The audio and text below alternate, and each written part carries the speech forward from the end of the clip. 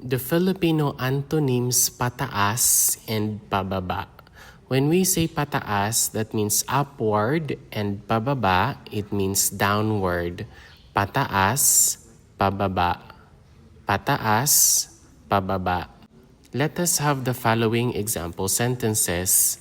Ang ating pag-unlad ay dapat laging pataas. It means our progress should always be ascending. Pag-unlad is progress, atin is our, and then dapat it means should, and lagi is always, and pataas is upward or ascending. Ang ating pag-unlad ay dapat laging pataas. Ang temperatura ay bumababa. It means that the temperature is dropping down. So temperatura is temperature, and then bumababa is dropping down or decreasing. Ang temperatura ay bumababa. Ang mga bata ay nagmamadaling umakyat pataas. It means that the children are hurrying up.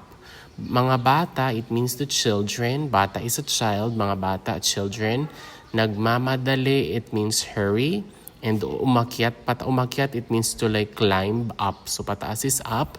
So ang mga bata ay nagmamadaling umakyat pataas. Ang pababang daloy ng ilog ay mabilis. The downward flow of the river is fast. Pababa means downward, and then daloy is the flow, and then ilog is a river, and then mabilis means fast. Ang pababang daloy ng ilog ay mabilis. And that is all for our Filipino antonyms pataas or upward, and pababa, downward. Pataas, pababa. Pataas, pababa.